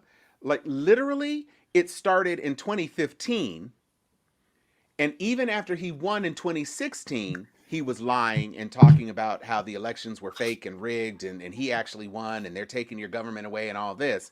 And then during the entire campaign, literally every day he was saying something, whether it were on a tweet or on a Fox News program or at a rally, every single day, multiple times a day, he was banging his drum about how this was fake, how nothing was going to be real unless he won. And then shock and surprise, even after the election, after the announcement, after the certification by the Electoral College, he kept insisting and ratcheting up the rhetoric every single time how you had to fight, you had to fight. And they showed up on the 6th, which he promoted on Twitter. And then he literally pointed at the Capitol and said, go, and I'm coming too. I don't see how anybody can't see that as incitement. But after the Democrats spent literally more than a calendar day in terms of presenting their arguments, his defense lawyer spent 3 hours out of their allocated 18, 2 hours and 59 minutes and 59 seconds of which were just lies. And the 1 minute they had, that was breathing in between sentences. Actually, Tom, I think we do have video of them actually in cooking up their defense. Let me see if I can find that live stream of them actually working on their defense. That looks delicious. A lot of time went into it. Tick, tick, tick, tick, tick. If you don't cook it at the right temperature, the protein gets really tough. It's a complex recipe. There's a lot that's going into it. Yeah, so much. Mm-hmm. Oh gosh, can you smell it? Like the Emperor's New Clothes, right? Yeah, exactly. And the Emperor's New Nothing Burger. Nothing burger. You know what? You reminded me, and I had to look it up real quick because I wanted to get the name right. There was a movie with Kevin Bacon in it back in 1995 called Murder in the First. And in that movie, Kevin Bacon played, he was a prisoner, he was in jail, he was in prison, and they treated him so badly that they slowly conditioned him over a number of months and years to take his aggression out on the target they pointed him at. Mm-hmm. And so after years of this conditioning, all it took was for him to hear in his ear, that person over there is responsible for what happened to you. And he hauled off with a sharpened spoon and stabbed that guy to death. And during the trial, when because they said it was murder in the first, during the trial, he said, I might have been the weapon, but I ain't no killer. And I remember that movie because I'm thinking about the way similarly Trump and his people, his squalid, has treated people poorly and then whispered in their ear, those people over there are the reason your life isn't the way you want it to go. If that isn't inciting murder, then I don't know what is. But Joy, it just Raskin put it best when he quoted Scalia. It created this just basic understanding about what's going on. And to hear Scalia once said, you can't ride with the cops, but root for the robbers.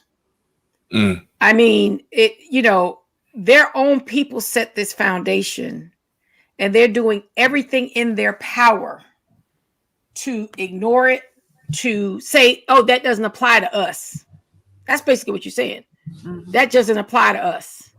But to think about the fallen and somebody who I had zero favor for in Justice Scalia, his words that impeachment manager Raskin led with, you can't ride with the cops, but root for the robbers.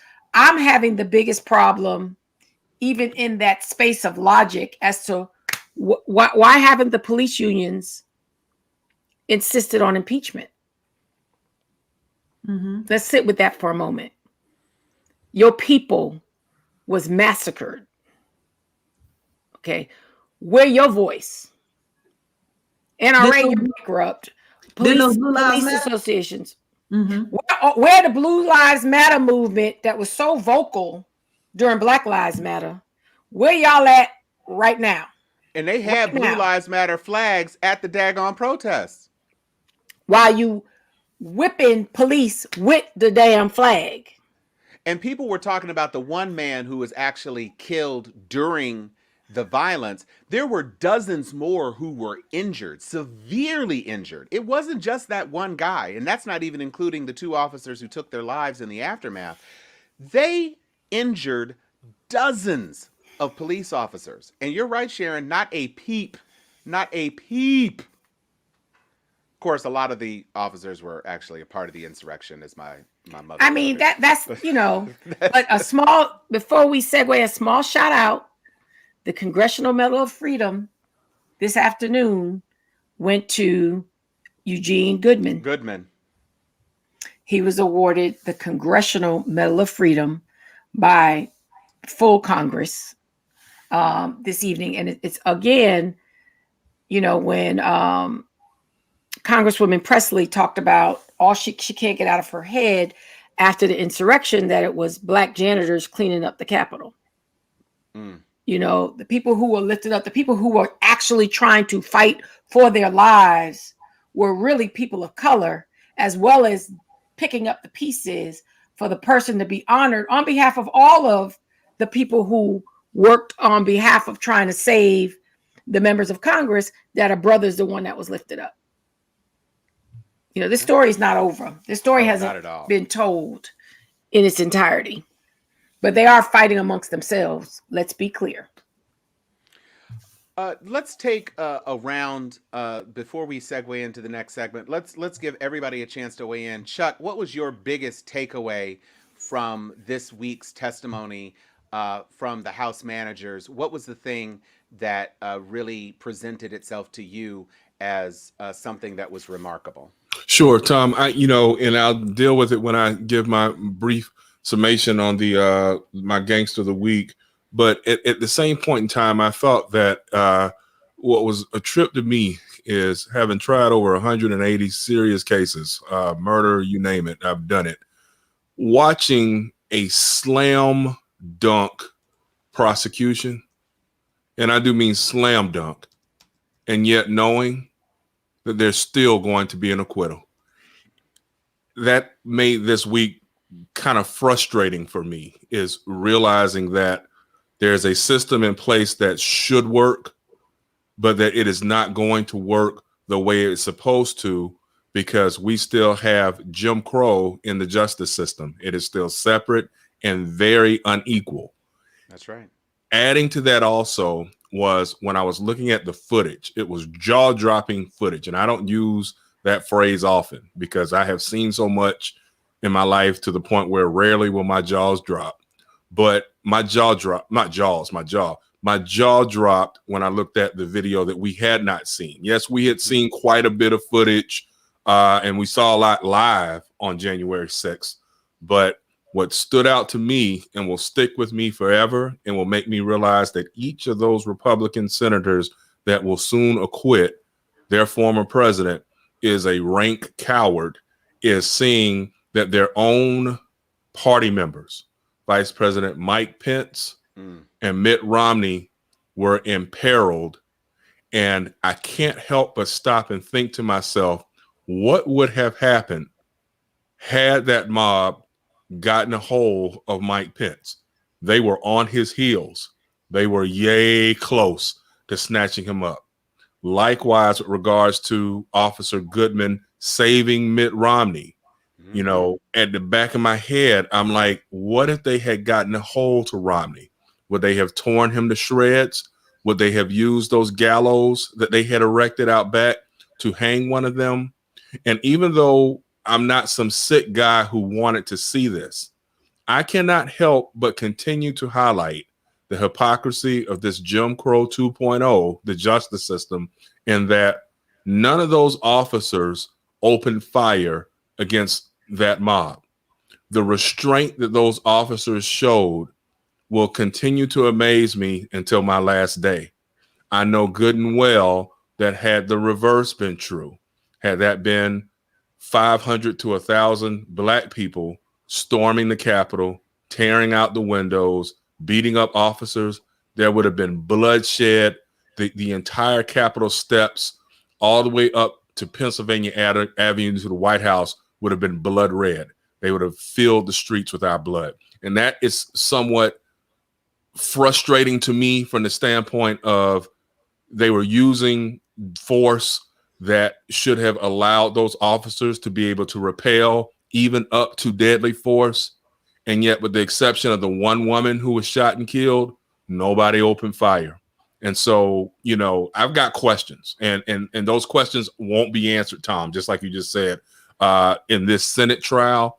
But I look forward to seeing the debriefs and the reports that will held forth in the weeks and months to come. Because again, for the life of me, I just don't understand how so many people who were there to maim and murder actually did not meet their own end there on the business end of officers who had every right under the sun to blast. And yes, it is infuriating when you realize that we get shot for having Skittles or having your wallet in your hand or having your cell phone or just breathing and looking at an officer.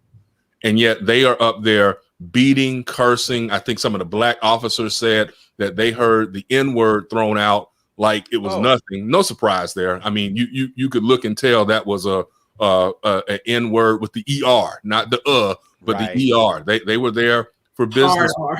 Yeah, the hard R. And yet at the end of the day, they didn't blast and blast and blast and blast some more.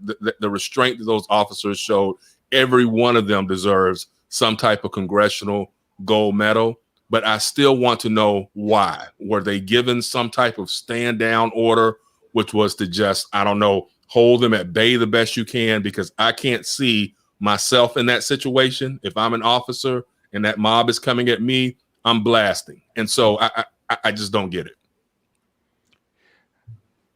Yeah, Joy, I know you want to hop in. You know, you asked about what was it about the impeachment, the trial this week that stuck out.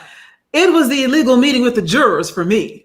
You know, like it was Lindsey Graham, Ted Cruz, and one other, Lee, that just, you know, had this meeting with Trump's defense. Like, oh no, baby, what is you doing? And I remember seeing a tweet.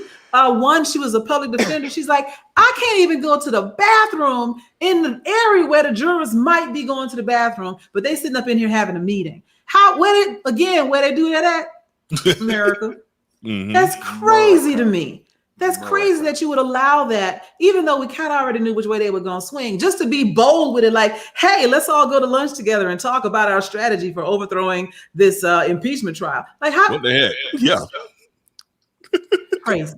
Yeah. Well, I think because we have not spent enough time on impeachment, we are ready to hop into gangsters. And the chat has been lit with people asking about a particular delegate, and it is no surprise that she is my gangster. First of all, Madam Plaskett, you came in here with your superhero outfit, hugging every curve of your beautiful African body, coordinated face mask. You have cape sleeves. You got your rocking shoes. You were everything, sister. I was absolutely stunned when I first saw you get up there, and there were other people who did a great job. I mentioned Representative Neguse. I thought he did an amazing job. Eritrean Lion, he was. But when Sister got up there, and she is a substantive woman. That is not a woman you play with. Like, AOC has a powerful personality, but she's like 98 pounds. Plaskett will put you in your place. Don't get it confused or twisted. She can throw down. And she had them capes to fool you. So, like, if she swung her hands, like, the cape would, like, flutter like this. You don't know where it's coming from. She looked like she was ready to handle biz. And she presented her case, articulated everything that was going on. She was amazing. And the way she took it to Trump and the Republicans, she's telling you, look at how close Mike Pence was. And she had those little dots on the map. Mike Pence was 100 feet from getting tooken. Murdered. Those people, and I have a little extra cup of scorn for Mike Pence because you sitting out here acting all impartial. They were saying, hang Mike Pence. And your partner was tweeting about you after Tommy Tuberville's dumbass had told you that Mike Pence was in danger. And Mike Pence sitting over here trying to be impartial. If his hair wasn't already white, it'd damn sure be white. Because you almost got tookeneth from that mob. That mob was ready to hang you. They said hang Mike Pence. And they were talking about shooting Nancy Pelosi in the head. If I ever hear that somebody said that you said, Joy wasn't nothing, and I hope she get hit by a bus or whatever. I don't F with you. Right. No more. Period. If I see you in the street, deuces. Right. Or maybe one less finger, son. Like, I ain't gonna be we ain't cool. We ain't gonna be cool no more. And that's just if you wish me ill. But to actively partake in trying to have me killed, bruh. I'm not with that. No. But Stacey was not here for the foolishness. Sister Plaskett, you are my gangster because you were gangsterlicious and gangster delicious and gangster scrumptious. Remember when I said earlier about, black mamas waiting on you when you get home and they at the door in the chair when you break curfew? That's what that looked like. Right there. Yeah, she said that, she posted. She is posted waiting. What time I said? Mm-hmm. What time is it? I said 10. Mm-hmm. It's 10:15. Mm-hmm. Explain yourself. Go on to bed. That's what that picture is. Yeah, go. If I get up out this chair, you know what's fixing to happen. That's what that look is. Because legs crossed, she got them size 11 pumps ready to throw like a boomerang. Come on, y'all. She is no joke. There is not a joke to be had.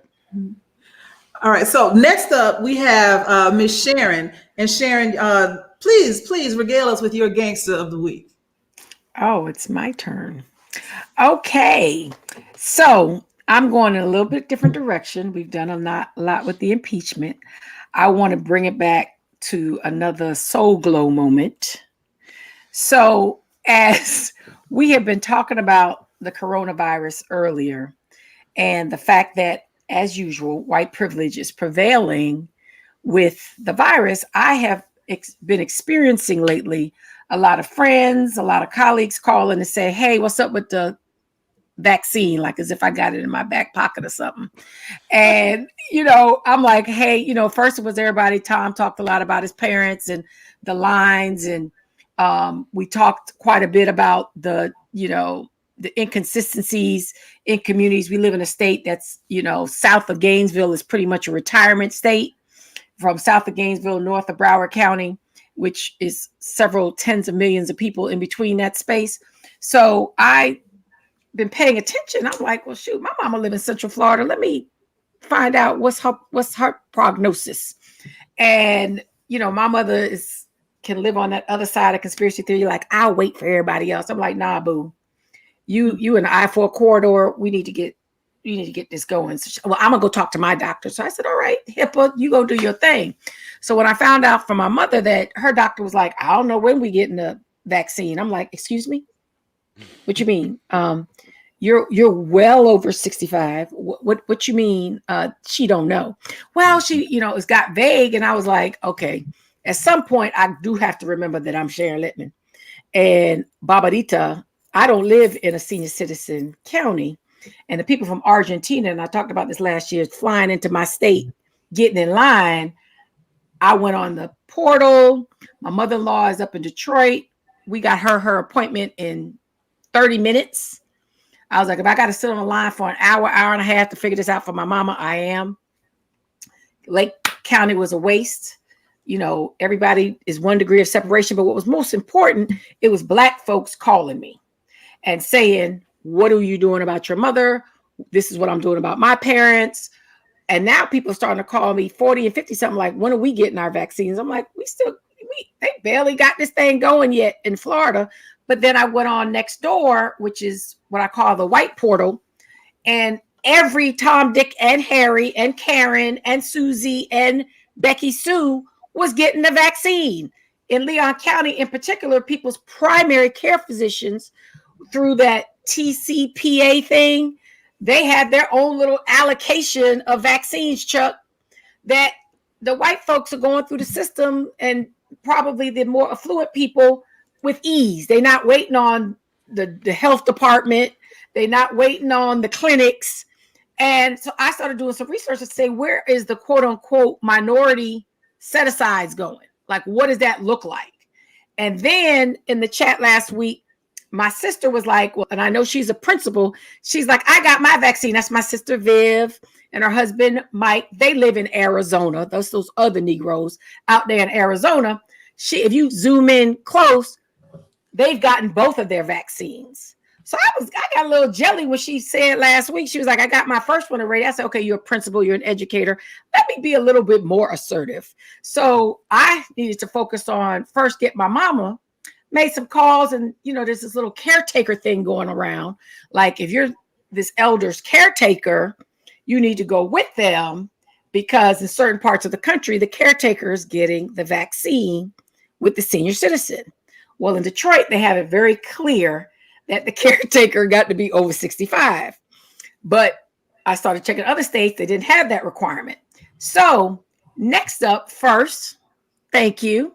I have gotten the first vaccine, big sister Vivian. She's older, so she's gotten her 2 shots already. But I'm a very good mentee. So I got my first vaccine.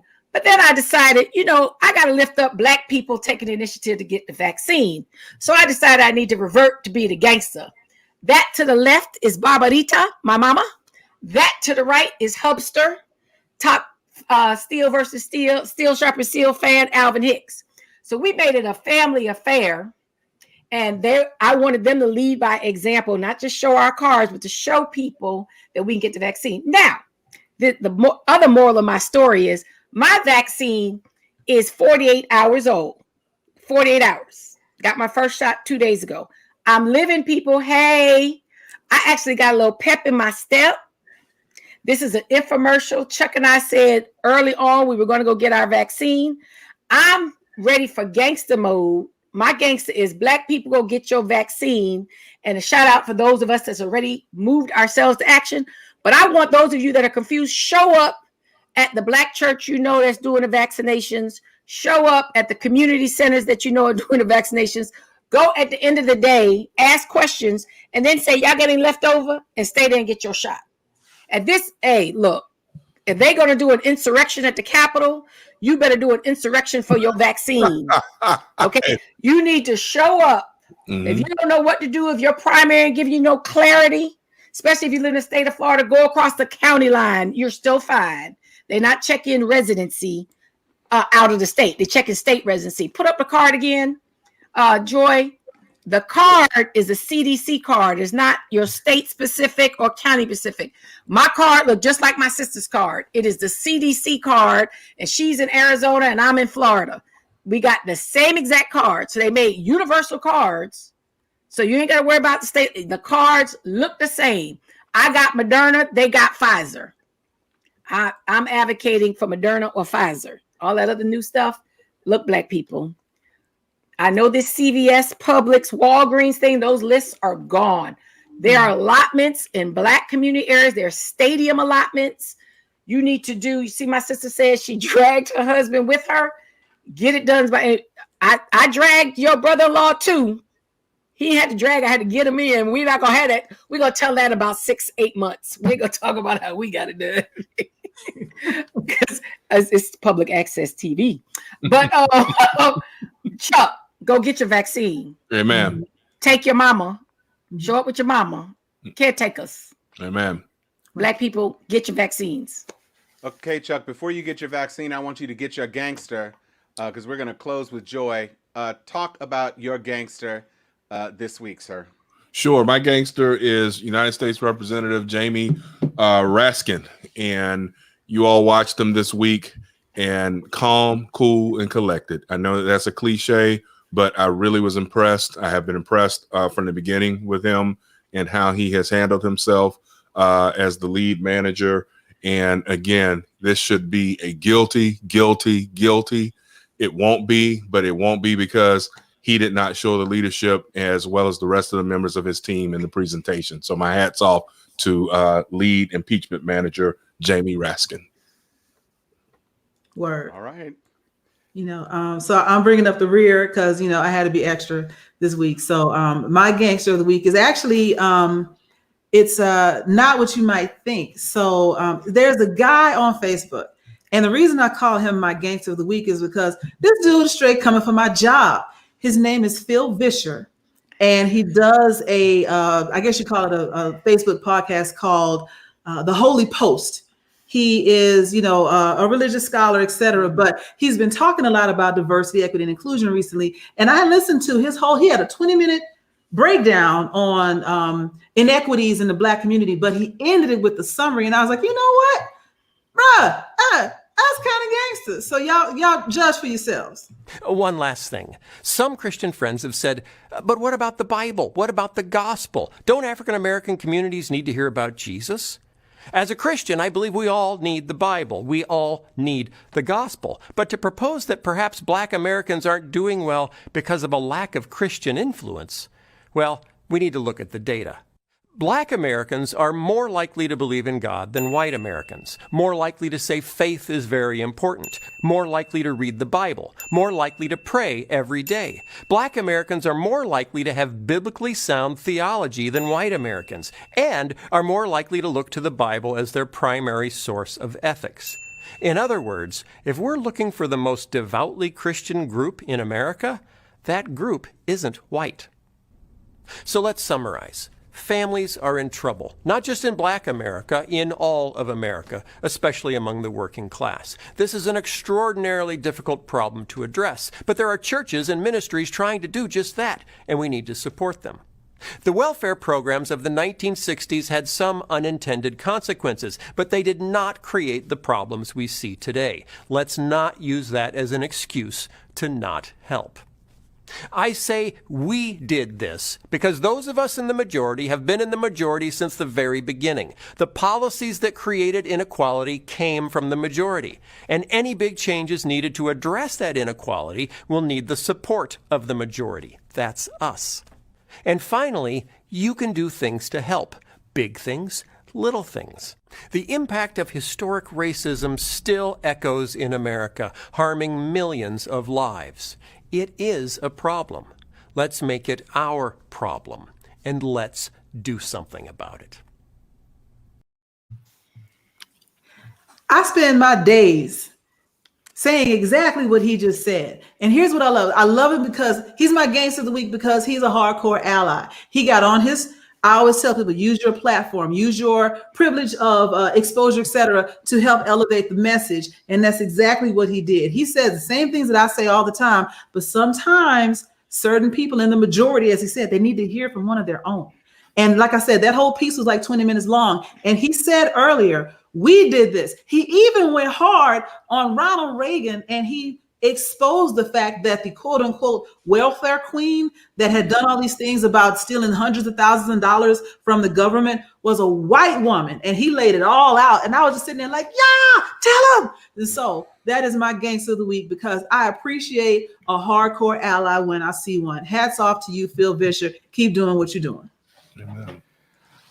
All right, everybody, we are coming near the end of the show, another epic long show. So we are going to put it on a light mood to close things out. It is time for some y'alls.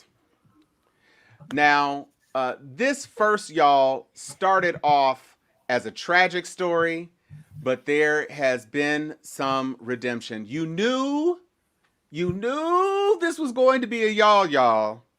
I give to you newly freed from the Gorilla Glue, Tessica Brown. Now, if you don't know anything about this story, Sister used to use Got to Be Glue when she needed that pony laid flat and slick.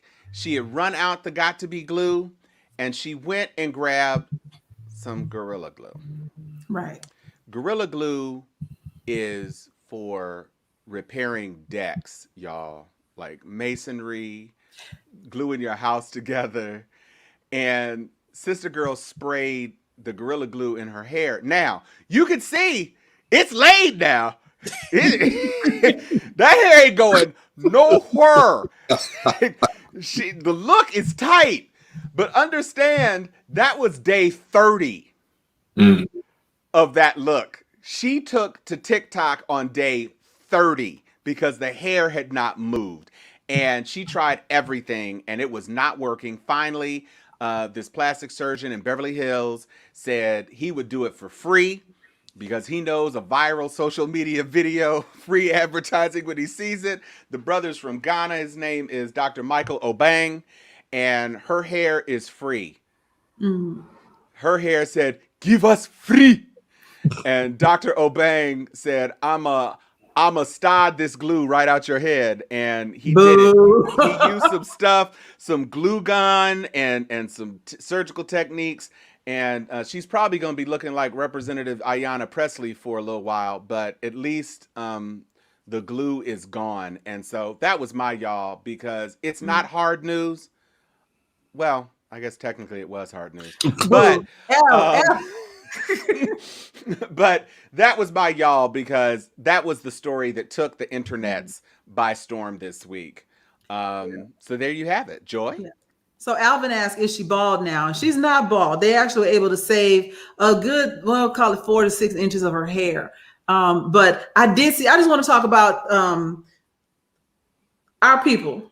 So yes, this was dumb. No, she shouldn't have done it. Maybe she was looking to create a new life hack, like, hey, you run out of, hairspray, get you a little glue spray, and girl, you can hook it up and it'll stay for days. Because waiting 30 days to figure out you got a problem, I feel like this was not what she intended. She knew it wasn't for hair, but I think she may have been thinking she could do one of those little, here's another use for this, and it messed her up. I felt for her. I did giggle when I saw, like, you did what? But then there were all these people that were like, because of course she got dragged. Everybody gets dragged on the internet, and she got dragged as she probably should have, because it was a stupid thing to do.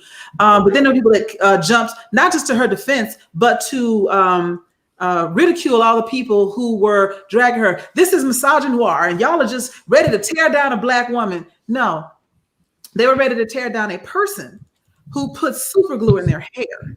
And if she'd been in Gorilla glue and put Gorilla Glue, which is, the same polyurethane, I think it is. It's a resin and an adhesive, and it is not found anywhere near the skin and hair care aisle. It is way over there in home goods and automotive. You did this on purpose. And so, somebody said, she's getting paid now, but somebody said the tragic part is, wait a minute, Chan, really? He what says, did Chan say? Due to the most tragically accidental viral marketing campaign of all time, I've learned the Gorilla Glue spray really works. That is not my Amazon part. You know what? I'm gonna let that in. That you got it. And somebody else did point out that perhaps Jermaine Jackson may have been the first one to successfully use Gorilla Glue in his hair, and it's still in there. But 30 years. Have you seen his sideburns? I never seen baby hair go all the way to the back of your neck. Jermaine Jackson shops at the same mall that I shop. He is in Calabasas or Encino, whatever. So I have seen him in the mall, and that is not successful. I'm telling you right now, that is not. Why don't you glue spray what you glue in your spray? I mean, it is not. No, it's shoe polish. It's glue. It's the faith of Jesus. I don't know what he has put in his hair, but that is not successful. He is a hot and whole mess. I'm just telling you right now. He got baby hair, a jerry curl, a shag, and an afro all at the same time. But anyway, speaking of afros. My y'all for the week, even though I didn't watch the game, I do watch Twitter, and I found this little gem out speaking about the halftime show from the Super Bowl, and this has made me giggle. I didn't even know that I didn't even know that the weekend was going to be the halftime show, because I wasn't paying attention. But I had a lot of my friends who are not, who don't know Black music, or even people who just don't know young Black music, like, what or who is the Weeknd, and why is he so terrible? Like, what is this, and why is he? And then somebody said, I think may even be what started, like, Bruno Mars fell off because they thought that's who it was. And that's how you get this. Oh my God. The only thing I can say about that performance on the weekend is that fall 2K21 probate shows for Kappa are going to be featuring some plastic surgery masks and red glitter jackets, because the memes I was talking about are when it's your probate and you're the only one to sing a solo. Yeah, man. Or when your deed makes the probate all about him. Yeah, man. They were going hard on us, Tom. They were going hard. Man, look. Yeah. I couldn't do nothing but laugh. I couldn't. Oh my gosh, Harry Brown says the us character is dancing. The tether.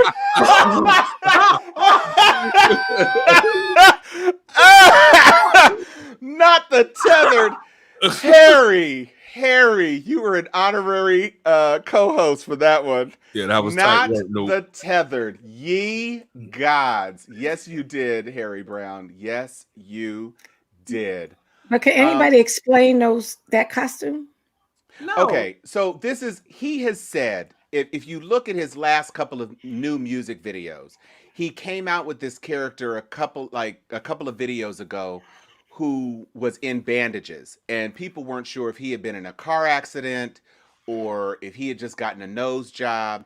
And then in the last video that he did, the bandages were off and he looked freakish, like his chin was all pointy and long and exaggerated jawlines and cheekbones and all this. And so he is apparently a person who thinks of himself as like a conceptual artist. And so he's living his entire life in this character thing. And so this is his new project. This character that he is presenting to the world is this guy obsessed with whatever. It's not working. The Weeknd. Mm-hmm. It's not. You are the Wednesday right now. So because you are not the Weeknd. So if I'm hearing you right, he thought he was going for kind of a Basquiat, but he just ended up as Basket. Like that's what happened. Basquiat. Right. So yeah, it was a thing. Unless somebody else has a y'all that I am not aware of, that is the show. Thank you for sticking with us. Y'all some troopers. Wait, what did you say, Sharon? I said it's a wrap. Yeah, it is a wrap. We know that Chuck Hobbs has a pallet right next to his microphone, so he could just dip out like this and go right to the floor. Like, but I thank love you y'all. so much. Good night, y'all. Happy Valentine's Day. Happy Valentine's Day. Most of us are dressed for Valentine's except for Chuck. I got my teddy bear ready for me. I got on a red horseman. So on the polo shirt. Yeah, so it looks yellow though. So I know, right? I know, but I promise you it's red, blue and red. Right. Yeah, okay. Love yourselves. We Make sure you love yourselves. Watch Judas and the Black Messiah. Definitely. Do that, please. Watch that, We'll please. catch y'all next week. And that's it. It is a Riz Zap. Thanks for watching.